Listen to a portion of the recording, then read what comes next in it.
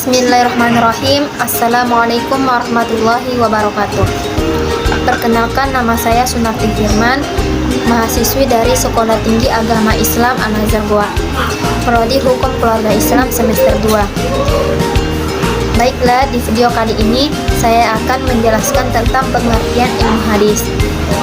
Kata ilmu hadis adalah merupakan serapan dari bahasa Arab, yaitu ulum dan al-hadis. Berarti dari kata yaitu menjadi dua, yaitu ulum dan al-hadis. Maka ulum dan al-hadis itu adalah ilmu pengetahuan yang mengkaji atau membahas yang disandarkan kepada Nabi Muhammad SAW berupa perbuatan, perkataan maupun lainnya. Secara terminologi, ilmu hadis adalah ilmu pengetahuan yang membahas tentang cara penyampaian hadis sampai kepada Rasulullah SAW. Objek dan kegunaan. Ilmu riwayah atau ilmu objek riwayah adalah pribadi Nabi, yakni perbuatan, perkataan maupun takrir, dan membicarakan bagaimana cara menerima, menyampaikan kepada yang lain, memindahkan dan mentadwinkan hadis. Adapun kegunaan atau signifikansi mempelajari ilmu hadis adalah untuk menghindari adanya penukilan yang salah. Baiklah, dan adapun cabang-cabang ilmu hadis adalah yang pertama, ilmu rijalan hadis.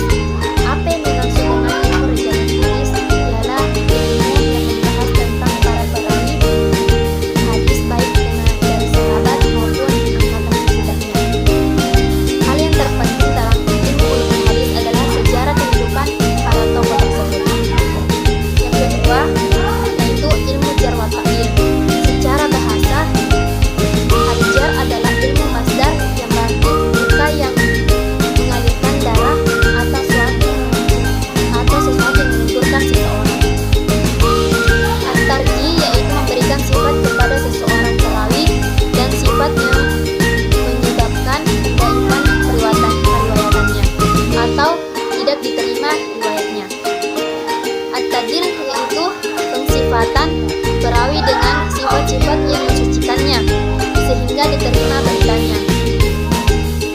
Yang ketiga, ilmu ilal al-hadis, yaitu ilmu yang membahas tentang sebab-sebab tersembunyi dari segi keberadaannya, mencacatnya hadis, menghasilkan atau menyambung hadis yang mengkoti atau terputus hadis. Dan itulah salah satu dari cabang-cabang ilmu hadis, dan masih ada yang bagian B, itu sejarah pertumbuhan atau pembinaan dan perkembangan.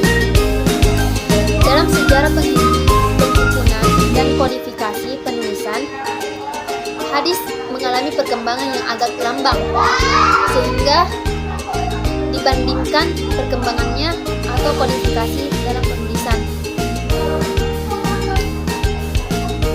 Dan adapun pertumbuhan hadis pada umumnya, yang pertama, periode Rasulullah SAW. Periode Rasulullah SAW merupakan periode pertama sejarah pertumbuhan dan perkembangan hadis. Periode ini terhitung cukup singkat bila dibandingkan dengan masa-masa berikutnya. Yang kedua adalah periode sahabat, adalah sejarah perkembangan hadis pada masa sahabat, khususnya khulafa Rasulullah SAW. Masa ini terhitung sejak tahun 11 Hijriah sampai 40 Hijriah, yang disebut juga masa